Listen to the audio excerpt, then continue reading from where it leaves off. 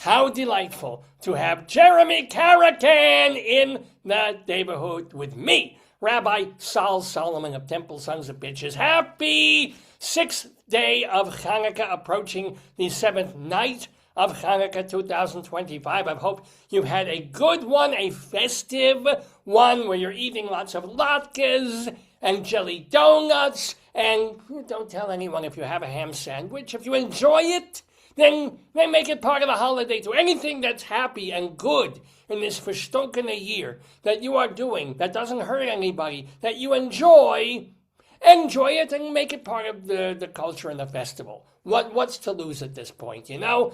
So the thing that I would enjoy, it's interesting that Jeremy just mentioned the Assyrians. Let's get back to those golden olden times. They really weren't, but in nostalgia factor, with a story time this week. Yes, we have a story to read for you called The Parakeet Named Dreidel, which was written, if you can believe it, by the legendary Jewish author Isaac Bashevis Singer.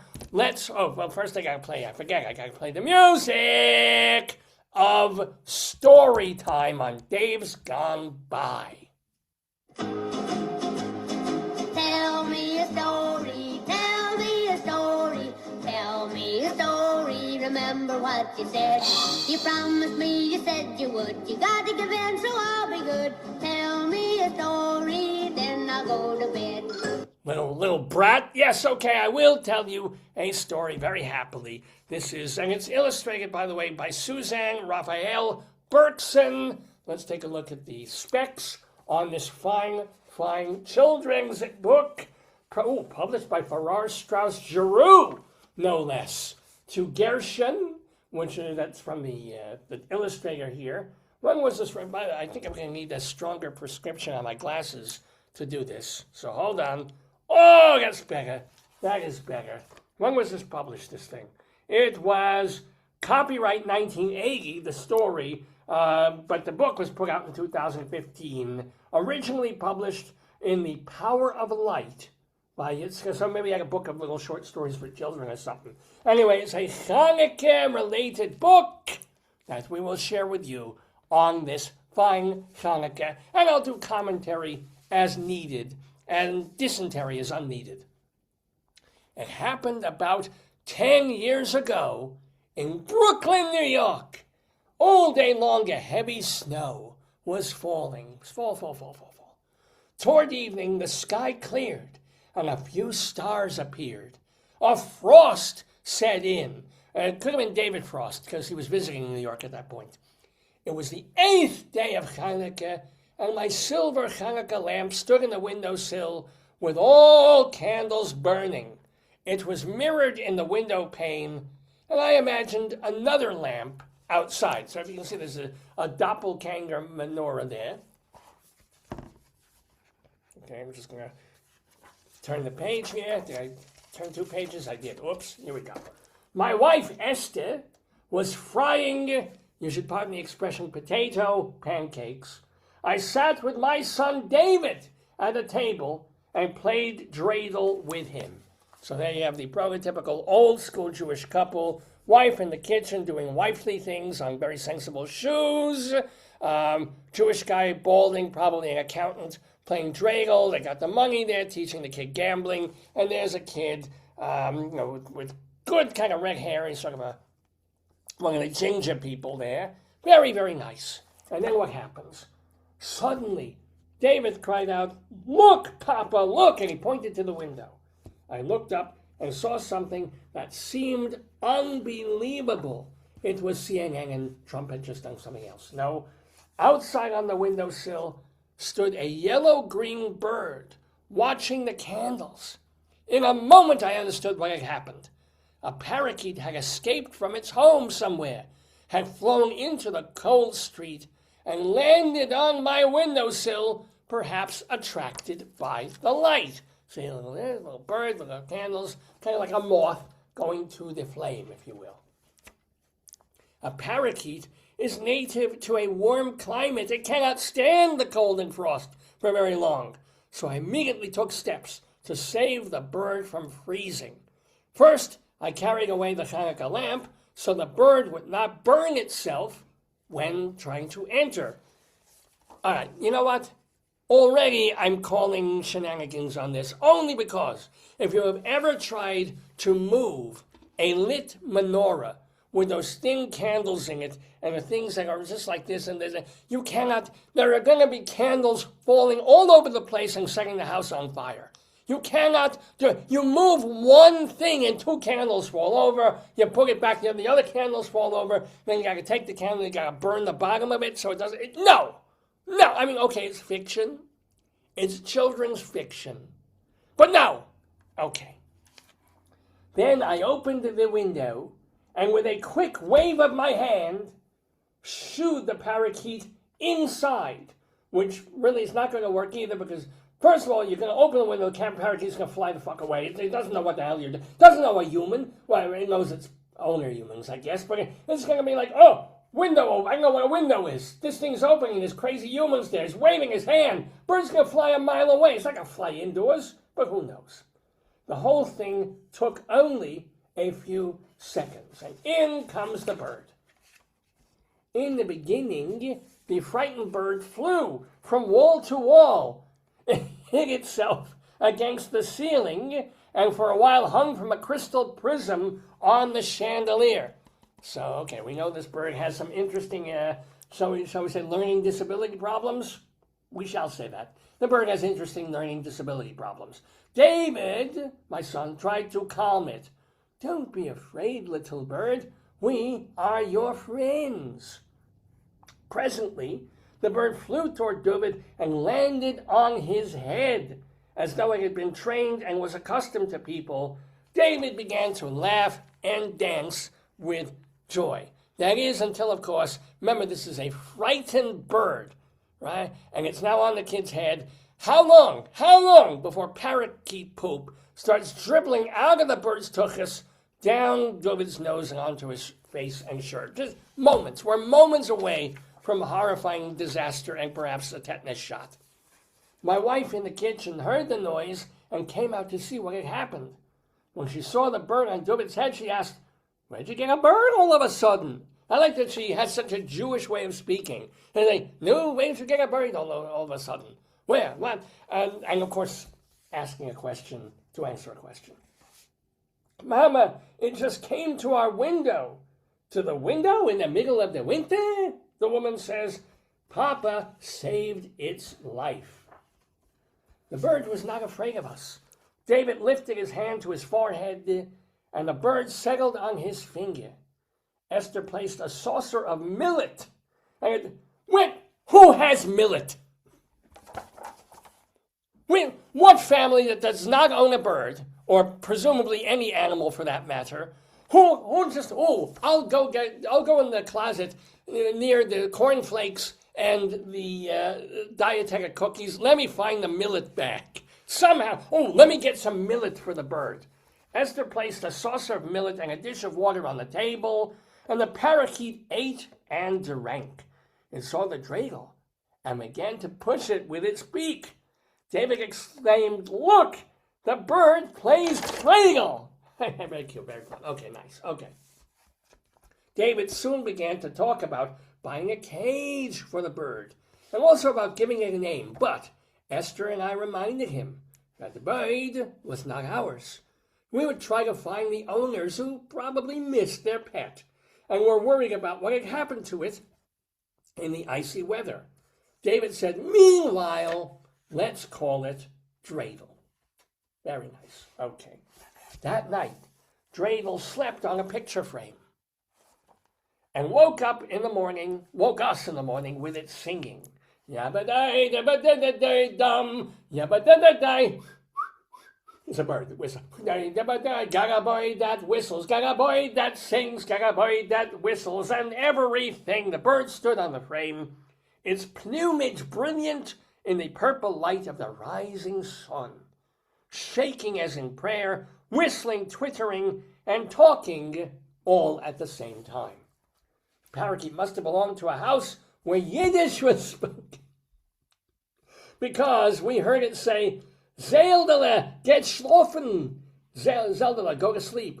and these simple words uttered by the tiny creatures filled us with wonder and delight. It is Brooklyn. It is very likely it came from a Hamish and from family. The next day, I posted a notice in the elevators of the neighborhood houses. It said that we have found a Yiddish-speaking parakeet.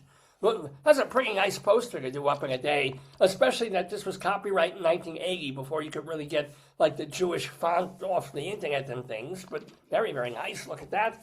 When a few days passed and no one called, I advertised in the newspaper, the newspaper for which I wrote. Of course, as a Jewish journalist, but a week went by and no one claimed the bird. Only then did Dreidel become ours. Could be the backstory that the owners of Dreidel, which were this obviously old Jewish couple, were asphyxiated with carbon monoxide poisoning, and there they are slowly dying in their little apartment, but we won't go there.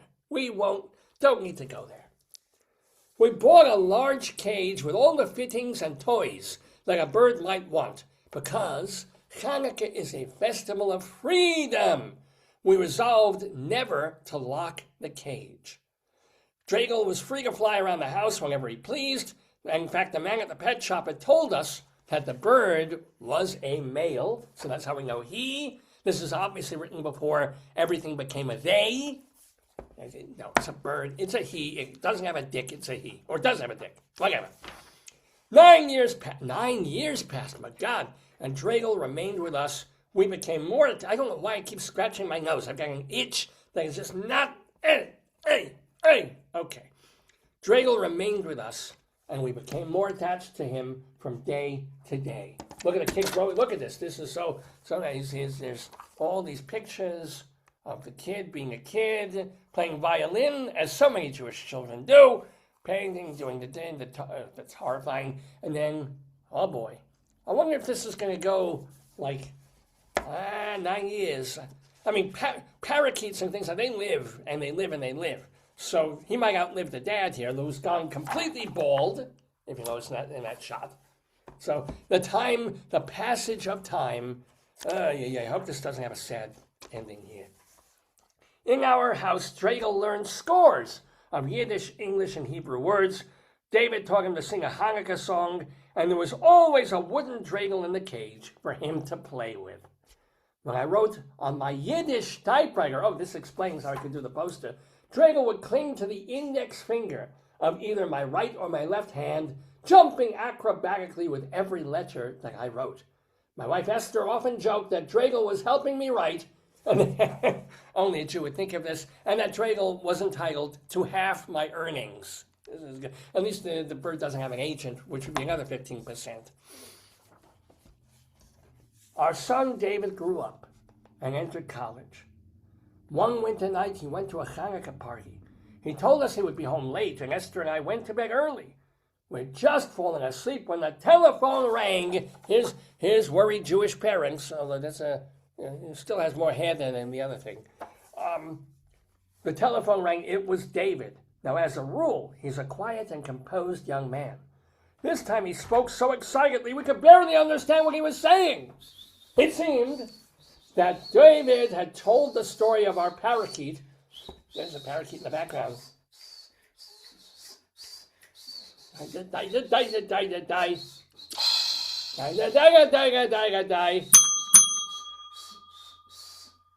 You ain't just whistling Dixie there. So the son of the family, David, is now at a party, a Hanukkah party. Tell me more about the accountant. So David is with girls. See, he's already old enough that the girls have little boobies, so he's having fun. But he's calling the parents excitedly. He warned them he'd be home late. Is the parakeet a snitch? Well, the parakeet is home with the parents. I don't know what this has to do. Oh, you kind of knew this was coming. What? And maybe the girl is coming too later in the party. But a girl named Zelda Rosen exclaimed, "I am that Zeldele. We lost our parakeet 9 years ago." Whoa. Zelda and her parents lived not far from us, but they had never seen the notice in the newspaper or the ones we posted in the elevators. Zelda was now a student and a friend of David's. She smelled David's fingers. We know what kind of friend she was. She never visited us before, although our son spoke often about her to his mother. Uh-oh. Wait, no, hold it. We slept little that night. The next day, Zelda and her parents came to see their long-lost pet. Zelda was a beautiful and gifted girl. See, they're all crying because they got to say goodbye to the bird. David often took her to the theater and to museums. This is my kind of book here. And he told her, look, I'm going to bring you to the theater, but don't date me for theater tickets. It's an in joke right there. Not only did the Rosens recognize their bird, but the bird seemed to even recognize his former owners. See, even the bird is a little crying there. There you go. The Rosens used to call him Sip Sip. A bird is a Sipporah in Hebrew. And when the parakeet heard them say Sip Sip, he became flustered and started to fly from one member of the family to the other, screeching and flapping his wings. No wonder they let him go. The father's like, oh, great, the fucking bird's back. Oh, great, good. Remember when he used to wake up at 4 in the morning? And he'd be shit all over the kitchen table? Yeah, right, great. Both Zelda and her mother cried when they saw their beloved bird alive. The father stared silently, and then he said, we have never forgotten our Sip Sip. I was ready.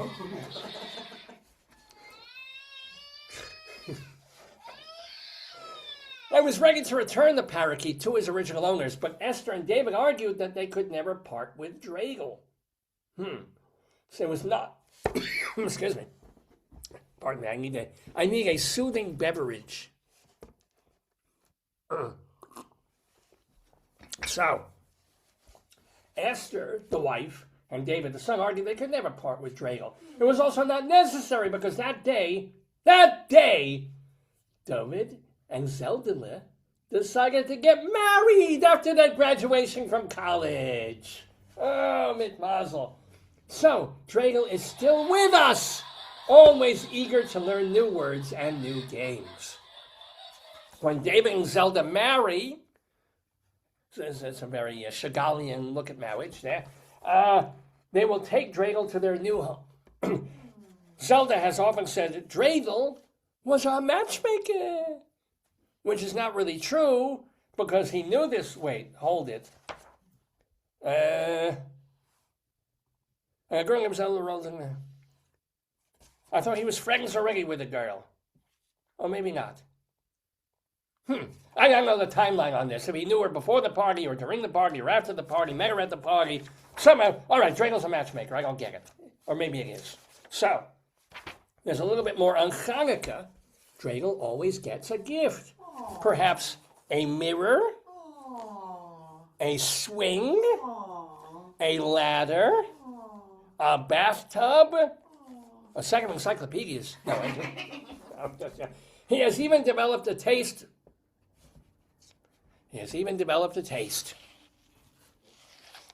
For potato pancake. I'm sorry. It was such a good book until this shit. I know, potato. I'm sorry. As befits a parakeet named Dreidel. Here he is. He's very cool. He's actually a very cool bird. I think that's it. As befits a parakeet named Dreidel. And then, this is totally Chagall right here. This is, so you see them with the bird, with the Dreidel, with the houses, and then the little. There's a horrible fire that this is causing, that's burning the Hollywood Hills. So probably there's all the smoke. And that will take care of Isaac Bashevis Singer's lovely story, The Parakeet Named Dreidel. Well, I am a rabbi named Sol Solomon. You can find out more about me at my website, shalomdammit.com. Shalom, damn it, D-A-M-M-I-T, shalomdammit.com. This is where you can listen to and hear and read my rabbinical reflections. You can also see my TV show that I did for a bunch of years, 1 year on cable. It's called Rabbi Sol Solomon's Peace, Love, and Acid Reflux Hour. And, of course, my stage show, Shalom Damn It, An Evening with Me, which was taped off Broadway, and is wonderfully watchable and funny and irritating, all the wonderful things that I tend to be. So, in this miserable, at the same time kind of wonderful week here in the world, and it is Hanukkah, we're still here. They can try and kill us in Bondi Beach in Australia. They can try and do away with us here and there and everywhere. They can protest us. They can do what we're still fucking here. And we're going to be here and stay here, like it or not. And Israel will stay and be here, like it or not. I happen to like it. That's my thing. I'm like, we're going to get through all of this. And more horrible things will happen. More terrible and ridiculous and stupid and hateful things will happen in 2026. You have my word on that. But we'll get through that too. Unless we don't. Some of us are going to die. This also happens. But this is as optimistic as I can get. Okay? We will, if you don't die, you will survive whatever miserable things happen over the next 12 and a half months. You'll get through this Hanukkah holiday. We'll get to Pesach. We'll get to another Jewish New Year. We'll get to another Yom Kippur where we'll all starve and be miserable with each other and smell bad. We will do it. We will do it and keep doing it as our ancestors and forefathers and foremothers and 5 mothers and 6 mothers were doing decades and centuries ago. So, when you light that candle, that 7th candle tonight, just remember, it's for the people that we've lost, the people that we're going to lose, but the people that are still with us. And you know what? Do a little, I never in my life thought I would say this. But when you light that candle, say a little happy prayer for a guy named Ahmed al-Ahmed. Right? Who would think Ahmed al-Ahmed, an Arab, presumably a Muslim, who went beyond himself in terms of bravery, in terms of courage, in terms of basic decency. But it is more than basic decency. Maybe you still can be a decent person, see a man with a machine gun and run the other way. He saw a man with a repeating assault rifle and said, I think I can sneak up on him and disarm him. I think I can do it. I'm a Marine or whatever he was. He was in the force.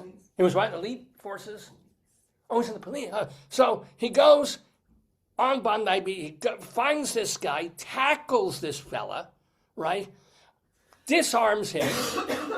Unfortunately, doesn't shoot him, but he's holding the gun. He's waving to police. I'm putting the gun. The police shoot him anyway.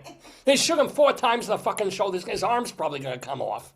But because police see, a Muslim with a gun, he must be one of the bad guys, right? No, wrong. He is amazingly one of the great guys, one of the good guys.